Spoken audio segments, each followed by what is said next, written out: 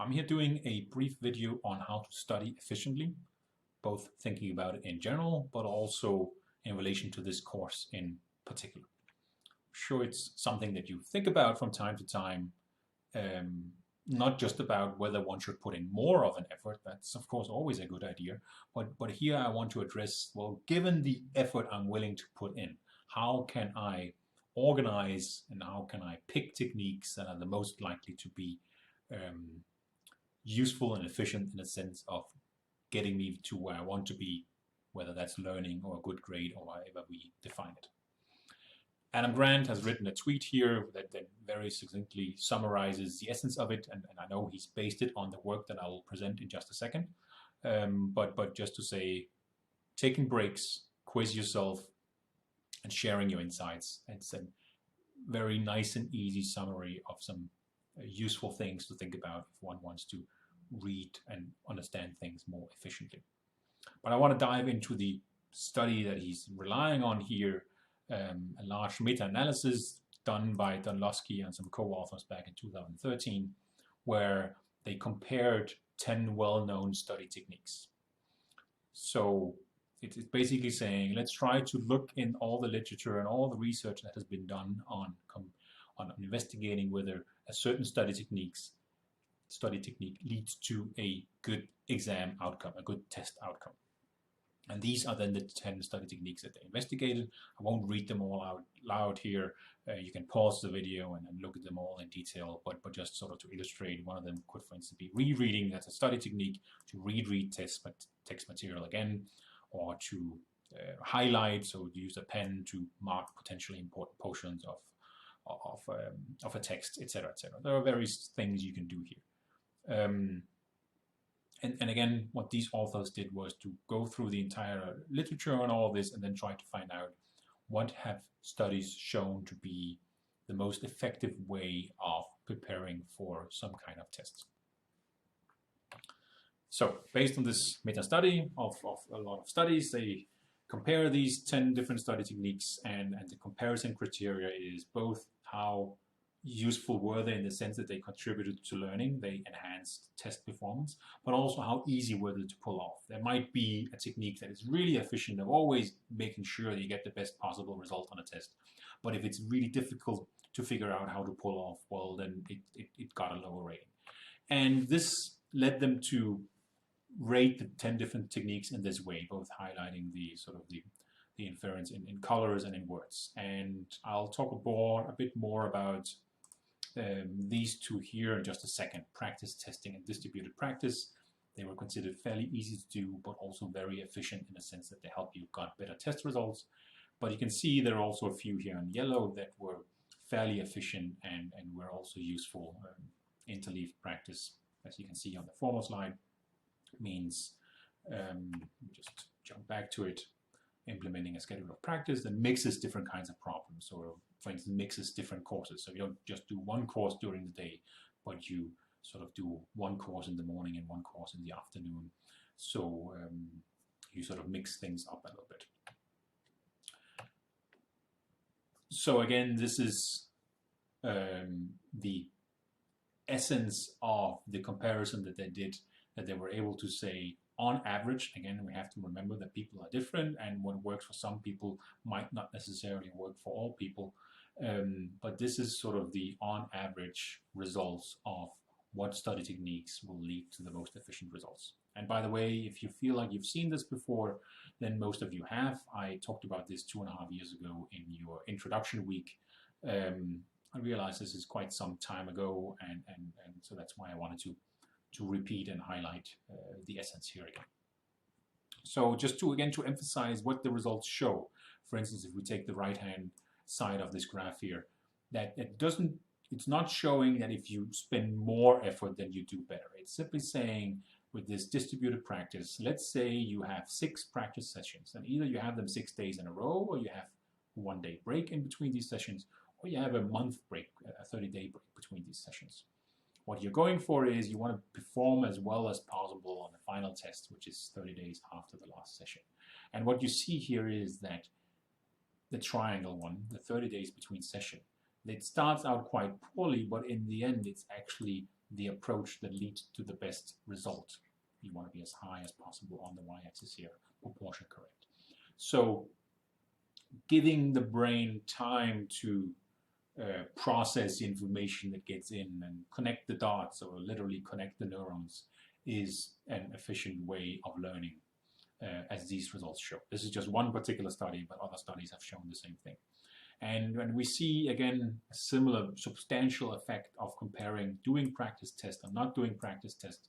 So a practice test could be to take a formal exam set in a given course and practicing on trying to answer these exam questions to see how well that works out, and just to do a practice run. And then here we see we want to be as high as possible on the y-axis, and we see that the practice tests, they do perform clearly better whether we test with a week delay or a day delay. Whether we look at top third students or bottom third students, there is the same systematic substantial effect.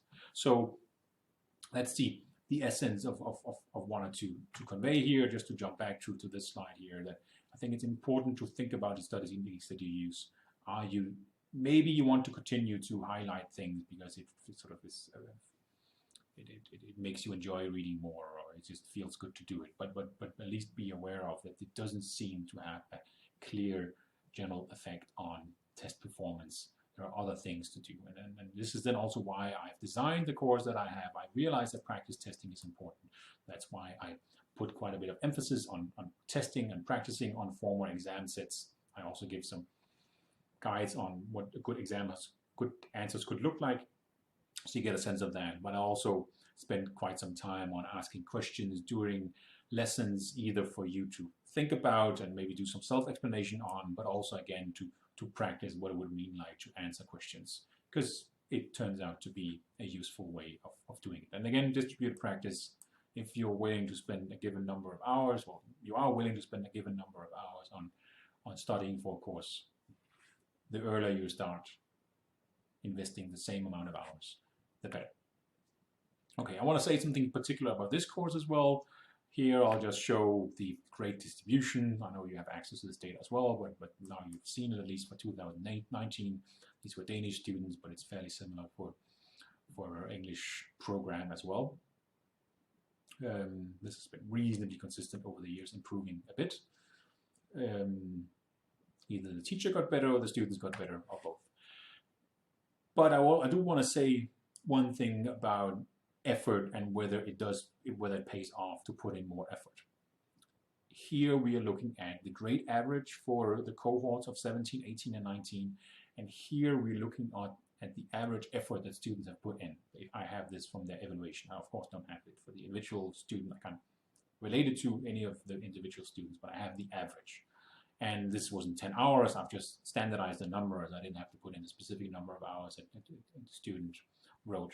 But what I wanted to highlight here is that they actually spent quite a bit more time in 18 and 17, and this was clearly illustrated in the grades as well. And then it dropped a little bit in 19, but still higher than 17, and this is then also reflected in the grade average. Of course, those that grade the exams, we don't know these numbers beforehand. It's not because we know that you've put in more effort that we then decide to reward it with a higher grade. It's simply because higher effort does pay out. In terms of effort, by the way, I realize correlation is not necessarily causation. We'll get back to that, but it does seem to indicate something.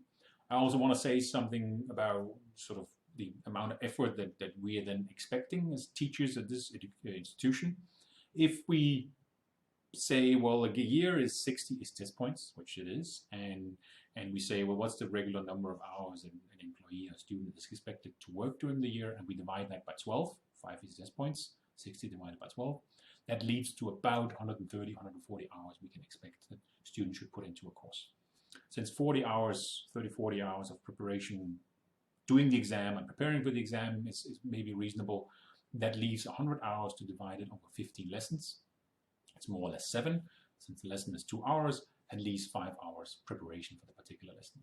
Just to sort of give you a sense of what the institution, the school is expecting a 5 ECS test points course equals. Also when we then assess the exam. This is sort of the starting point or the baseline point that we have. Okay, I also said I wanted to say something particular about studying for this particular exam, this particular course, and I asked two very successful students from last year and asked for their written comments on what they have done, and then they gave me some very elaborate answers that I thought were useful and I want to convey here. So first point that they also both agreed on, well, some of the texts that we're going to read are fairly difficult. Most of them are not very long, but short can be difficult as well. But I have produced these reading guides that were useful to pay attention to, and I would say look at them before you read the text, but also afterwards, to really have a clear focus on, well, what is it that we're after? It's not necessarily every single page or every single point that is key. So pay attention to the reading guides for the text that this is available. What they also did, and this was sort of the self-explanation of the practice test point that comes out here, that they produce written notes on the key message of each text.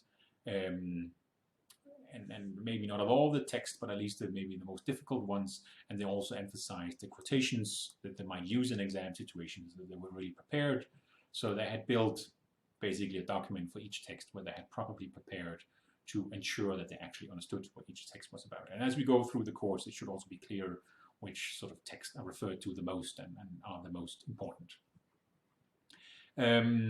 They also then practice test by looking at former exam sets and trying to answer these former exam sets, either most of the questions or all of the questions, and write out how they would answer these and compare them to the exam correction guide that are then also made available in order to test run the exam and know what it takes to answer these exam questions. And then during the year, during the lessons and the live lessons, I will also ask various poll questions, either using the Zoom functionality or using a separate platform. So thinking about the questions that I'm posing there continuously was also considered useful.